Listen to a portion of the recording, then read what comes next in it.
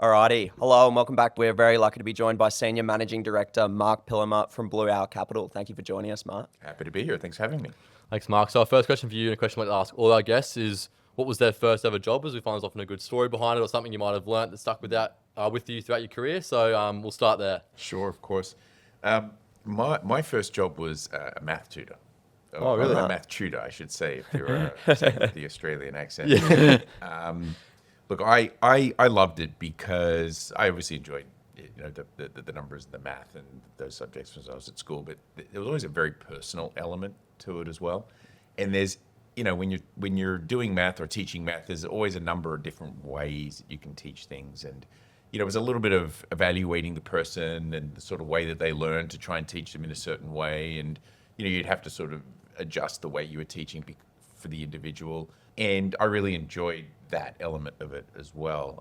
And it actually, in hindsight, has actually had quite a lot of benefits from a professional career as well, right? Because you're in a meeting and you're, looking to sell something or buy something. And, you've obviously got to read the person on the other side of the table as well and change your approach accordingly. So, it was a great place to start. Oh, there you go. And was that, so how old were you when you were doing that? Was that sort of through uni? Yeah, whole way through uni. Yeah, cool. Yeah. And uni for you, where was that? Macquarie University, Sydney, Australia. Yeah. Good part of the world. I think a couple of podcast alumni are actually from Macquarie. Macquarie Uni. Punches well above its weight as a uni, I must say. And so like I guess through that time at Macquarie Uni, I imagine you were studying something in the field of finance. Like what was I was. I majored in actuarial studies. It was the place to go. If you Very wanted good to at do maths. Actuarial studies. Would have been a good math tutor. Yeah. So I did a bachelor degree majoring in actuarial studies and finance. There you go. It was a great experience, and I think actuarial really set up really nicely for a career in finance. For all the all you're really doing is looking at present value of cash flows with probabilities assigned to it. Yeah. And a lot of finance is exactly that. Yeah. There you go. Through your later years of uni, were you looking at internships? Like, how'd you sort of navigate that part of your life where you're sort of trying to get your foot in the door and get your first gig somewhere? Yeah. So I did my summer program with MLC, which is an which had an actuarial department there. So I did 2 years of that. And then I got a little bit of exposure to the world of asset management as I moved across to the investment management group within MLC for a summer, and really got an idea of how quantitative investment methods work and were applied. And then, that sort of gave me a little bit of a broader view into, okay, well, there's actuarial, there's investment management, there's management consulting, there's investment banking, and I kind of did a little bit of work around those elements to figure out, where I might want to end up for my first job. I interviewed across pretty much all of those and ended up with my first job at Goldman Sachs in the debt capital markets group in Hong Kong, actually. Oh, cool. Yeah, wow. Yeah. And so the process around, getting your foot in the door in Hong Kong at Goldman Sachs, was it through the Australian group initially that you applied? And that's right. So I was interviewing with all of the firms here in Australia, and Goldman were running their recruiting process for multiple offices through that day. Fantastic. And so they were obviously hiring for the Sydney office, and there were a couple of jobs in their Hong Kong office that they were looking for folks for. And because of my more, I guess, numerical background, let's say, and the DCM role was more of a markets-focused job as well. It was actually quite a nice fit. So I ended up moving there for 2 years. Oh, fantastic. Yeah, nice. Will and I haven't spent a huge amount of time in Hong Kong other than a little stopover on the way here. And our biggest takeaway was just how cheap McDonald's is there. Yeah, and very, very good airport as well. Yeah, it was great. Yeah. No, but I can imagine as a young fella sort of, finding your way in the world, being told that, you're packing up and moving to Hong Kong was probably a pretty big decision. How did you find that? That was fantastic. Yeah. I tell a lot of people here in the US, a lot of people go away for college. Yeah. You move out of home, you move into a dorm or fraternity house, and you basically have that college life. In Australia, you guys know, majority of people live at home or at least go to school in the state in which they went to high school and the like. And basically lived at home for my college experience. So moving to Hong Kong for my first job was actually the first time I moved out of home, obviously, as well. And it was fantastic. I mean, I worked a lot for my first couple of years, obviously, but just, you know, the expat culture that was there at the time was fantastic. I made some really good friends who were on my desk and on my team. It was a fantastic experience. It was also back in, we're sort of talking year 2000 here, right? So it was a lot earlier in the handover, after the handover. Yeah. So, you know, I would say that Hong Kong as a whole has changed a good amount in the last 25 years. Obviously, you know, it's still a fantastic place to go, and it's a fantastic place to go back then too.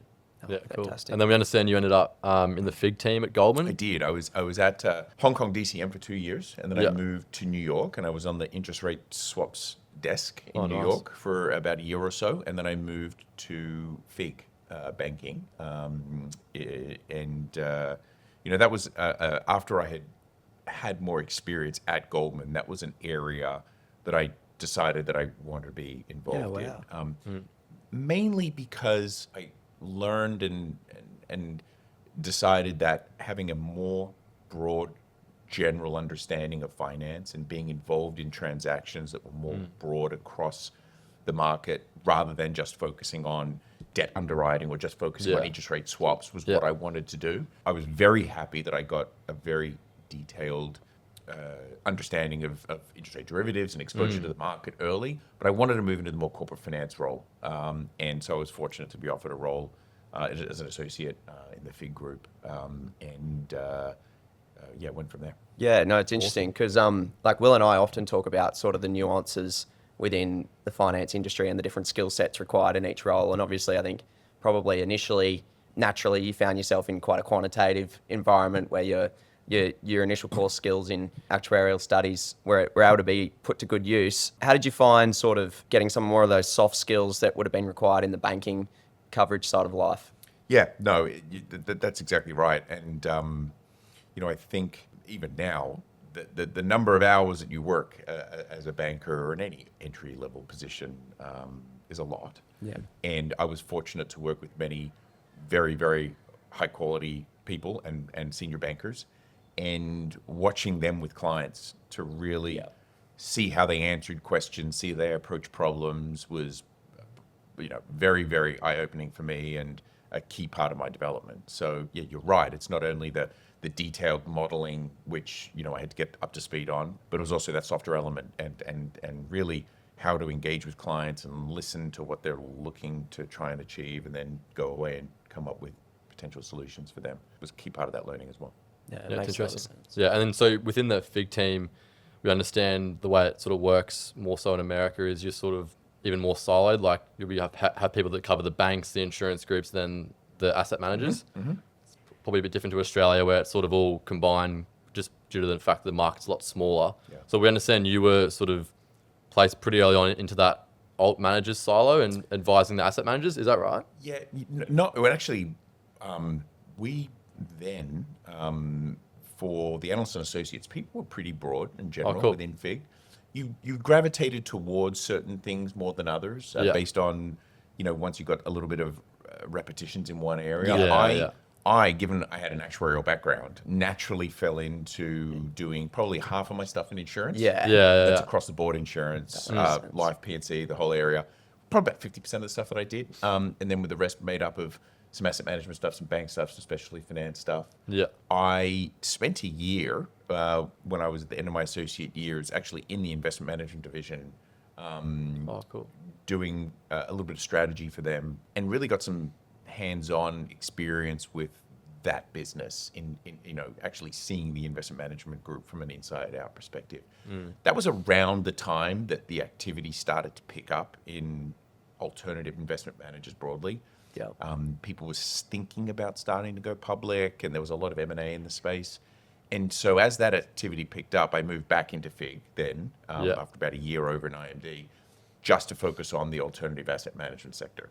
Cool. So that was sort of in the early 2006 timeframe or so. Cool. And since then, I've been purely focused on just both providing advice to alternative asset managers and now investing in alternative asset management firms. And sort of on that, like I think, you know, you probably went to one of the better known household names in asset management and particularly alts these days in Blackstone. You spent some time there post Goldman's. Can you speak about sort of the genesis for that move, and then what those years meant for you? Sure. Well, that was really at the start of when people were starting up these GP stakes businesses.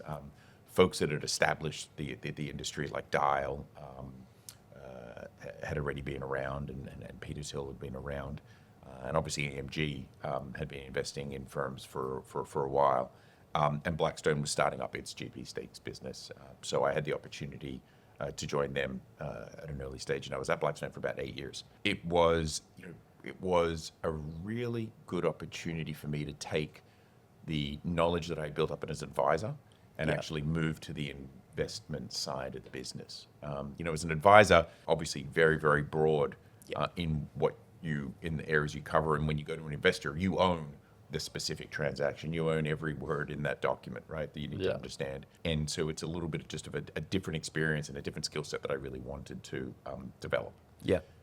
So I joined the team as they were raising that first fund. And Blackstone, fantastic organization, and I had a great experience there. Yeah, no, and just quickly on probably the topic of shifting from sell side or / buy side advisory to being the investor. That change in sort of temperament and mindset, because one's very transaction led, and then one's you probably got to really master the art of temperament and knowing when to pull the trigger on something. How'd you find that? Because in my head, I sometimes go, I don't know if I would have necessarily the composure that you sometimes need to be able to just take a moment and think. But I'm interested to hear that. There's a lot of things that evolve. I think the hardest discipline to train up is that ability and knowledge of when to say no. Because as a banker, you want to chase all these transactions, you want to get these deals done, et cetera. I totally understand that. But when it's actually putting money to work, you have to be extremely discerning, and not every deal that you see is a deal that's worth chasing. And so to develop that ability to be able to make the determination into the firms and the people that are worth really delving into and spending time on, that ability to say no and to identify the things that really make a high quality investment, and some of those considerations that you need to stay away from was critical to the development my development as an investor. Oh, fantastic! It's interesting. And then, so I guess then you sort of moved from Blackstone into where you are now at Blue Owl. Do you want to firstly speak to that move, and then I guess maybe tiny bit of Blue Owl's history in the space as well, because we understand that they're sort of one of the preeminent players. Yeah, one of the firms at the forefront of that move into GP staking. Yeah. So I think they're a little bit related. I have been friends with Michael since those early days.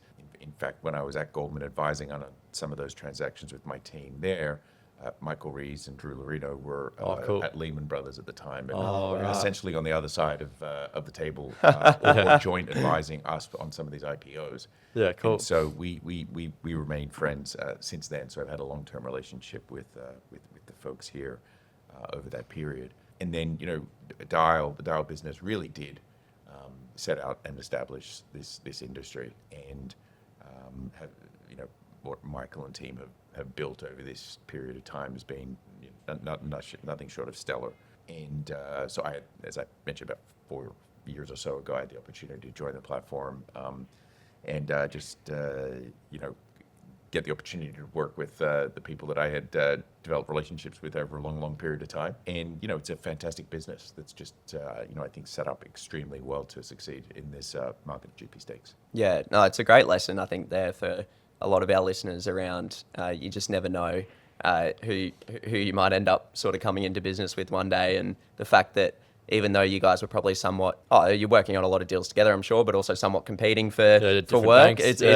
It's interesting how you sort of fostered that relationship through time. Probably you might have ended up working together, you might not. Who knows? It's just funny how the world works. That's right. So do you want to take us inside the four walls of Blue Owl GP Strategic Capital? We're sort of keen to hear the process. Our listeners would be very interested in sort of how you guys go from like, sourcing a deal to making the investment? I think that's all, because for maybe from the people from the outside, it's almost like a bit of a black box, like how do you come across these GP opportunities? staking opportunities. Yeah. Well, it's a little bit of where you just left off with the relationship side. First and foremost, it starts with the relationship, right? Because we're investing permanent capital, and we want to create partnerships that will be permanent.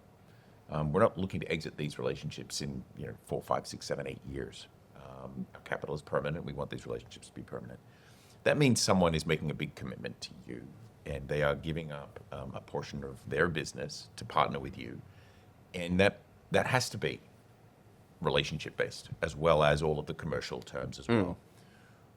We have many of the partnerships that we've transacted with. We've had a relationship with them for a decade or longer.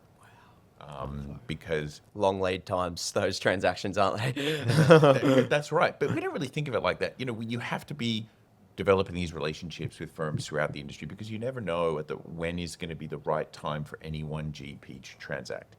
There is a right time in every GP's, or a right series of times, whether it's between big fundraisers, or when there's some succession planning they need to deal with, or maybe there's a financial partner that wants to get some liquidity, or whatever it is. These things happen, and it's out of our control as a buyer, and we just need to be well positioned. And so these folks who are making these decisions know who we are, know that we have a very stable team, haven't had any turnover on our team, and that they are aware of the sort of partners we can be from a strategic standpoint as well, and aware of our capabilities. And then it's up to them to decide what they want to do, and we just need to stay in front of them. And so really that's where the process starts, by developing relationships. From our own perspective, we need to evaluate these GPs as we're meeting with them. It also provides us an ability to track their performance and get a sense of them as people, and get a sense of how they manage their businesses, how they develop their cultures, how they think about the equity within their firms. All of these judgments that we need to make are critical to our view of whether this firm will endure. And that there is what we're trying to base our investment decision on. So it's that's how the investment process starts and develops. And just on those sorts of initial discussions, because even with my own business, we essentially we sold a portion of our GP to a third party group. We're only very small, little Australian credit fund, but that whole journey, there was probably a 2 or 3 month, there was a 6 months of sort of getting to know each other, blah, blah, blah. And then once we worked out that it was something we wanted to do, there was then a journey around forming a strategy on who's going to contribute what and how that's going to look like moving forward. I'd love to hear sort of that strategic discussion that you guys probably do have at some stage of that initial journey when entering into a transaction with a GP, where you've sort of the understanding that values alignment's there, culture's there, but then thinking through, okay, well, how do we sort of take this business to the next stage, or future-proof it even more, such that it is an enduring relationship? Can you give us a sort of a little bit of a deep dive on that? Sure. It's a little bit easy for us in that we've done, got relationships with something like 45, 46 private markets. Done a few of them. There is some, transaction repetition, and some, in terms of the actual terms that are in our typical terms that are in our transactions and the like. The way that we approach the strategic side of things, though, is a little bit different relative to others in the market, given just the breadth of capabilities that we have. We have a team of over 60 people who are really focused on providing strategic engagement and capabilities to all of our GPs. Those folks don't have a job at Blue Owl doing something else, right? Those people are purely focused on our partner GPs. Wow. And it's across 10 different pillars, and we're adding pillars as soon as there's demand for it across our platform. And it is multiples of the capabilities that we have that are our peers have, and we're lucky because we were an early mover, and we've been able to build up that team over the years. And it's absolutely the case where scale begets scale, and scale provides us with a level of depth of understanding that we can provide on all of these different topics for our partner GPs. As we go through the process with the GP and explain those capabilities, we find that that's obviously a way for us to really differentiate ourselves. Yeah, no, it makes a lot of sense. And then, as I said before, we're evaluating them over the period as we're getting to learn about them. They're evaluating us.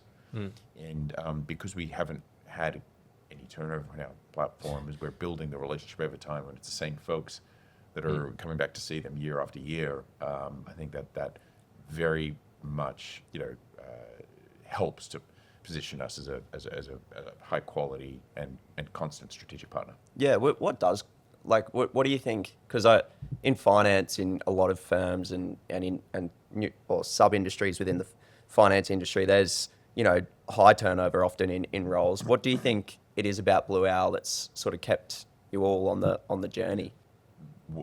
First and foremost, in the GP strategic capital business at Blue Owl, the culture in our team and across Blue Owl, frankly, but I can speak specifically across the culture that Michael Rees has built, is phenomenal. I think everyone who is there comes in every day and thinks about how they can do their best for our GPs, and being a strategic partner to GPs in the way that we partner with firms. That's all people think about. That's all people do. And the culture across the team and everyone working towards that goal is just amazing. Yeah. And it's a team that's north of 100 people now. So it's not a small business anymore.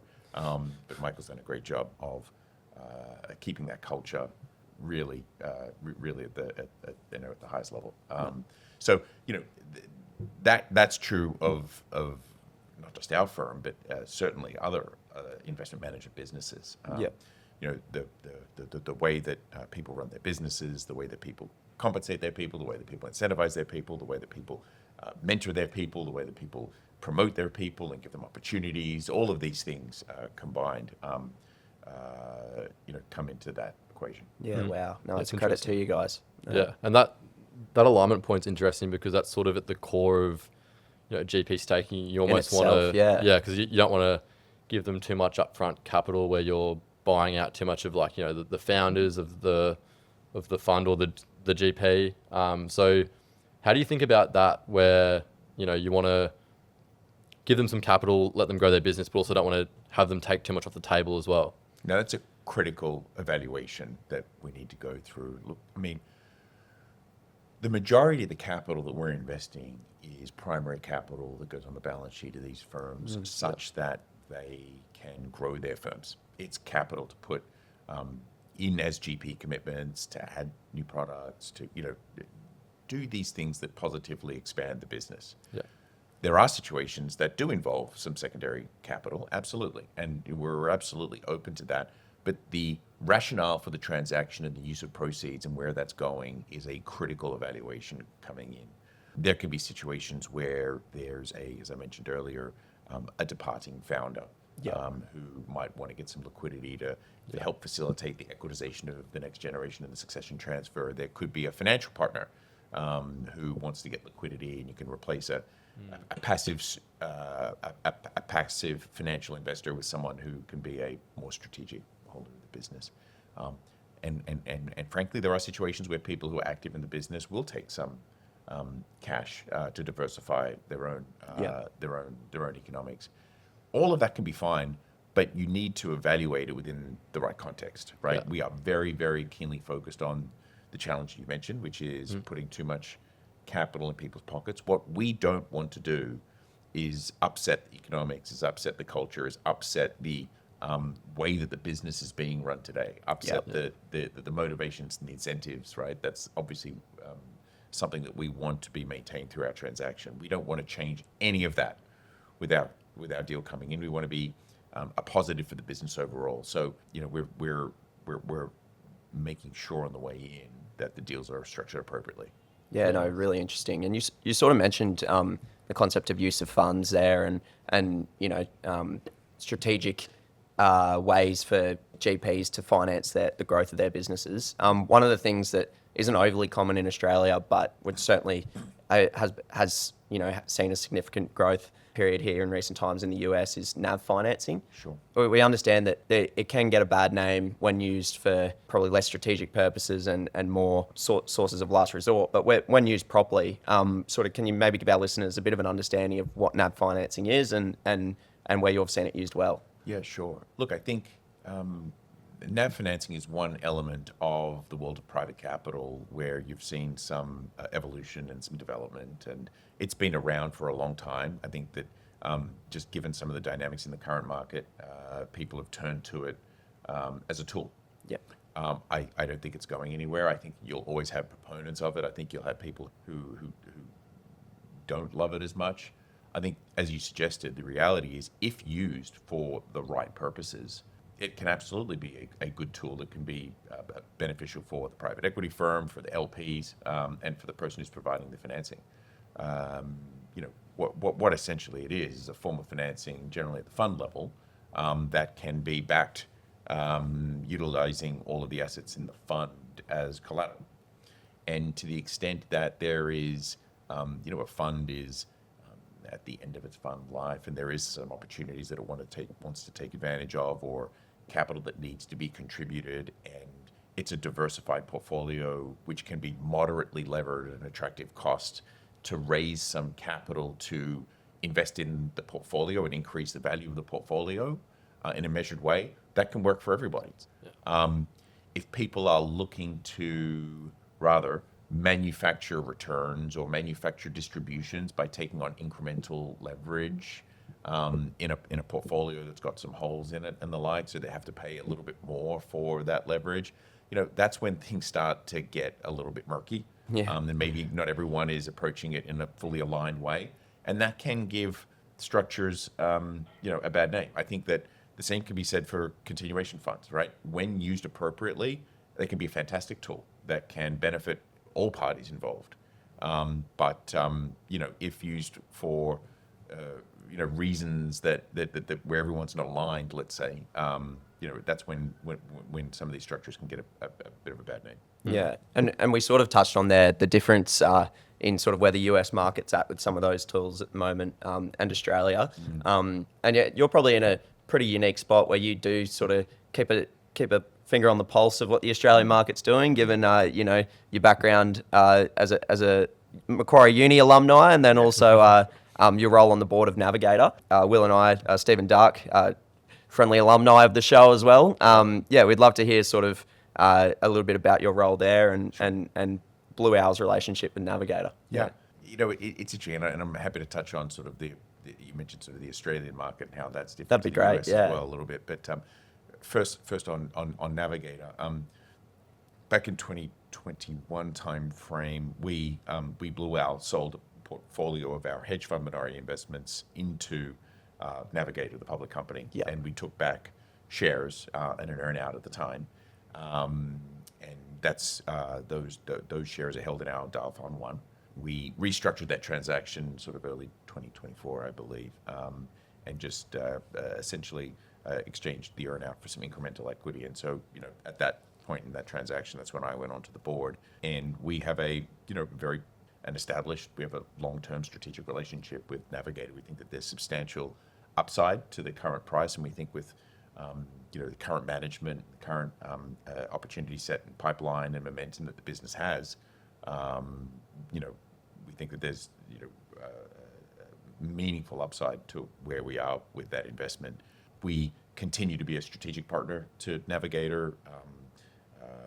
We're speaking quite often. We're referring investment opportunities to Ross and to Stephen and team there. We think that there's a great future for that business. Because Navigator itself is a GP staking firm, and then you guys invest in Navigator. So it's sort of an interesting investment for you guys because you're investing in a GP staking firm. And Navigator itself, don't really have many investments in Australia even as well. They're sort of all US or overseas. They've got long reach, obviously. But yeah, so I guess just back on trends in Australia, do you see there being more interest in the alternatives space there? Sure. I think absolutely. This trend towards alternatives and towards private capital is global, and it's not slowing down. the Australian market has always been very, very comfortable with equities and real estate and infrastructure, obviously, right? So no stranger to private markets. Yeah. I think that private capital and private equity and the like has taken a little bit longer to catch up. Huge amount of money recently into private credit. Yeah. And obviously, more recently, it seems like there's going to be some increasing regulatory focus on that industry. I don't think that that's going to slow down, just given the opportunity set there.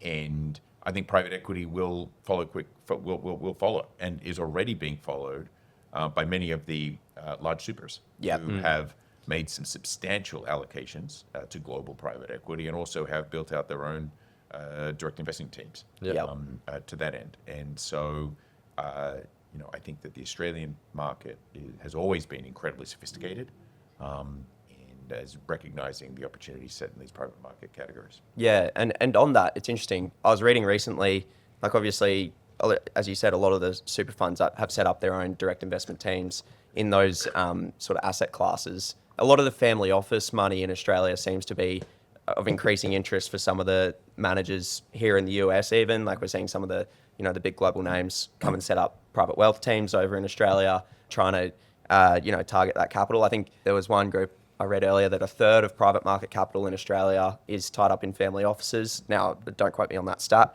but it's my point is that seems to also be an area of interest for managers. Are you guys seeing an opportunity there? Particularly, everyone talks about this intergenerational wealth transition that's going on and will continue to go on. Are you guys seeing that opportunity in Australia? 100%. It's not just Australia, it's global. Globally. It's here in the US, it's everywhere. I mean, taking a step back, the historical major allocators towards private markets across the spectrum has been the US pensions, state and corporate, the endowments, foundations, etc. And those folks, while still maintaining substantial allocation, aren't increasing their percentage allocation to private markets in general. Those assets will still remain a substantial, important component of private market allocations, but the growth in the alternatives market is going to come from other channels. The private wealth channel you talked about is probably the predominant one. Yeah. Others will be some of the large global sovereign wealth funds that are underallocated towards private markets, as well as the insurance channel, which you're seeing a significant amount of interest in. But private wealth, and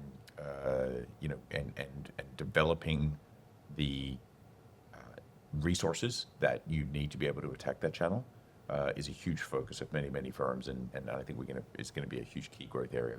Yeah, interesting, and it's a bit of a two-way street there. Like I know sort of some of the families that we deal with, like getting access to some of the good managers is equally a challenge. But then on the flip side, it also seems like some of the managers getting access to the some of the private wealth channels is a thing. There's, I guess that's why the brokers and intermediaries will still exist at least for some time. It's interesting. What are some of the strategies that groups are using to get access to those channels? A lot of, and at this stage, it really is restricted to the largest firms who've actually got the resources to build out these teams. But building out teams at, for example, at Blue Owl, we have a huge team now that is focused on the private wealth channel broadly, and that is focusing on all channels there, right? And building out family office coverage, for example, to actually cover family offices directly is a key part of that. So you're going to see people building out their own resources to reach a broader audience, and that's going to be across private banks, family offices, and you're going to see these family offices try to broaden their own connectivity with a lot of these GPs as well. Yeah, no, it's I think it's going to be one of the more interesting areas to be involved in, hopefully over the next few years. Just thinking selfishly myself.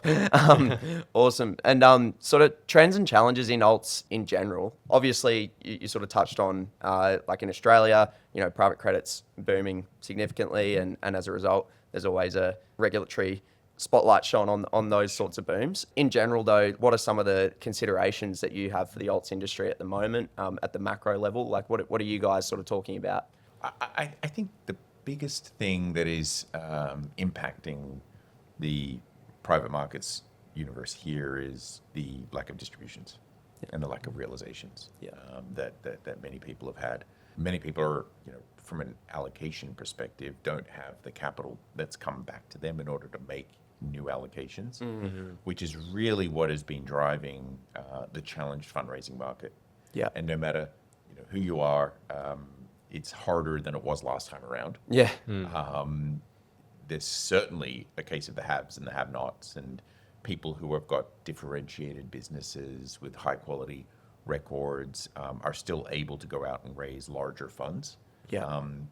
But that is the minority of folks. It's a really hard fundraising environment, and that's because people haven't received those distributions. People haven't received those distributions because there's still a significant bid-ask spread in valuations in where things are being held and where people are willing to buy. Though you are absolutely, for quality businesses, seeing transactions, and you are seeing IPOs get done. So certainly it's starting to thaw, but we're a long way from really being able to see that sort of cascading realization environment. That needs to happen before fundraising becomes less challenging. Yeah. So that element of the market, I think, is sort of first and foremost for a lot of people. Interesting. And so in thinking through how these managers, keep the lights on through these phases, and not necessarily, it's not necessarily that dire, but how they go about their business through this phase. Is it a lot of focus now on getting their portfolio companies in as good a state as they can, such that when the bid-ask spreads do close, they're ready to go? Or what's the messaging there? Yeah, that is a lot of it, and I don't want to generalize too much, but it really is a case of the firms that are in a very strong position and those that are going to struggle, and there's both. Wow. There's a whole bunch of private equity firms that are going to be very challenged because they may not be able to raise another fund. Certainly not a fund that was as large as what they raised last time, and maybe even raise at all some of these funds. And so, there's an element of, yes, doing all you can to position yourself to sell these assets when an attractive opportunity is out there. There is, as I mentioned before, some people are trying to do creative things with continuation funds and the like to create incremental management fee streams to help create that longevity. Sometimes that makes sense. Sometimes that won't make sense.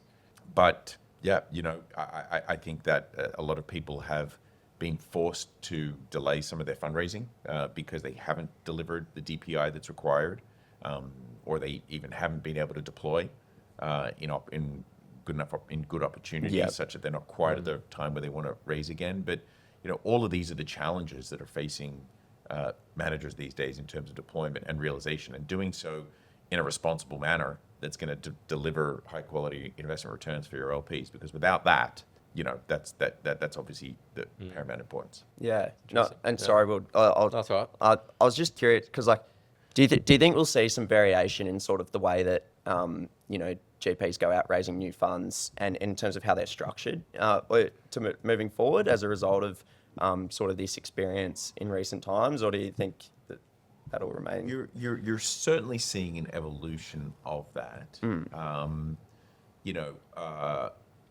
People talking about evergreen funds and people raising different structures and moving to more permanent structures and that kind of thing. I don't necessarily, I think that those fund structures are going to be important for certain elements of the market. Yeah. I don't think that there's going to be a wholesale move away from these drawdown structures.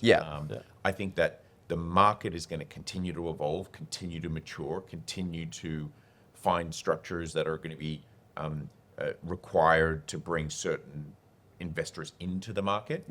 I don't think that there's going to be a wholesale turn away from a lot of the structures that are being implemented today. Yeah.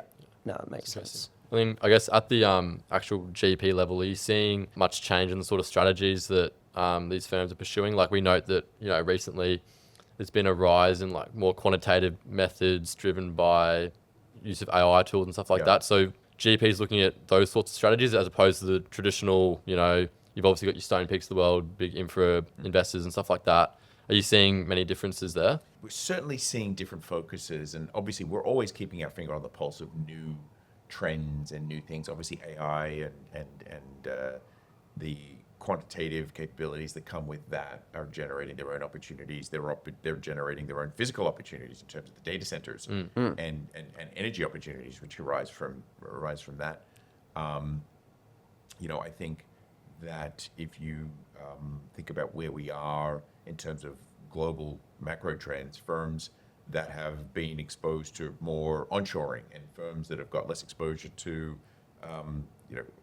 offshore parts of their business and tariffs and the like are obviously benefiting pretty significantly. And so there's things and trends in today's market. You need to be able to improve these firms that you're acquiring and show that you can demonstrably not just rely on leverage and higher multiples in the future, but actually buying businesses with a thesis and proving that thesis out and operating these firms and helping to achieve their goals. Those things are of increased importance in today's market. To put a GP stakes spin on it, however, what we're looking to do is find firms that we have conviction are going to be in existence in 15, 20 years from now.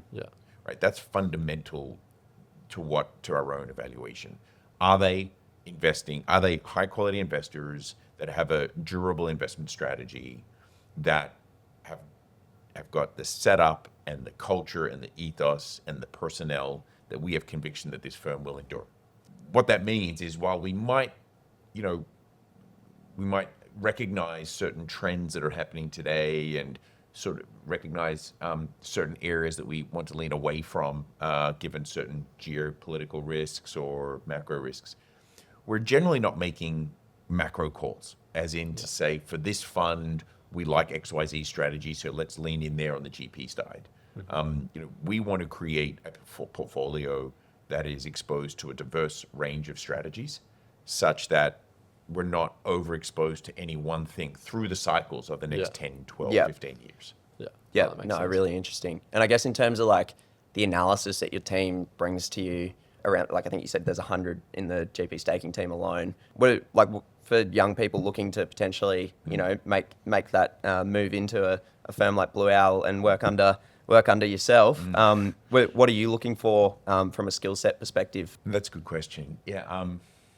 And look, there's no single way, and we've got a very, very broad range of capabilities across our teams, really, really high quality teams that come from all different kinds of walks of life. I mean, obviously there's the analytical perspective, right, which is being able to, create the models and drive the numbers and the like. But equally important is an appreciation for what makes a high quality investment management firm, and does this firm have the attributes to be able to endure, and what does the performance look like, and what's driven that performance, and what's it going to look like over the cycle, and how built out are they, and what is the culture? And so there's the analytical side, there's the appreciation for what is a good investment strategy and how well people can execute, and then there's the softer personnel culture, drivers and motivations of the firm and the depth of the people that are there as well. So, that's a very broad skill set, and you can get that skill set from many different ways. You can come at it through a banking route, you can come at it through a management consulting route and the personnel side and the way that you think about these problems. You can think about it from a investment side, actually thinking about things from an investment perspective and being able to understand the different investment strategies. I think that we very much benefit from the breadth of experiences that we have from people when they come in.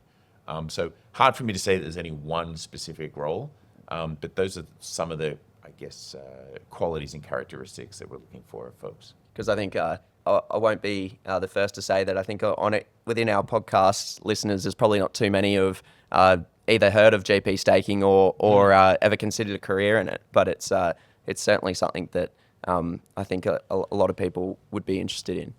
Yeah. Well, certainly not going away. It's only going in one direction, that's for sure. No, fantastic. Yeah, so to end on a more, I guess, personal note, Marc, we're interested in, we sort of ask all our guests this, what's one piece of advice you would give to a younger version of yourself maybe then you think back to the Marc that's packing his bags, going off to Hong Kong, into the unknown. I think I've part of what I've really benefited from is surrounding myself with people who are really, really high quality people to learn from, and who have been willing to invest their time in to train you. And so I think if you surround yourself by people who are willing to support you, and obviously, you put your own effort in, but by asking questions of people who are really high quality people, has really benefited me.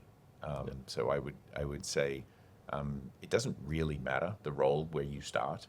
It doesn't really matter which desk you're on in which organization, but being able to be around people who you respect and that you can really learn from and that are hard workers has been huge. Awesome. Well, look, Marc, we're very humbled to be here in the Blue Owl offices, and I've heard, from the horse's mouth, essentially the world that is GP staking at the moment. Congrats on everything you've built here.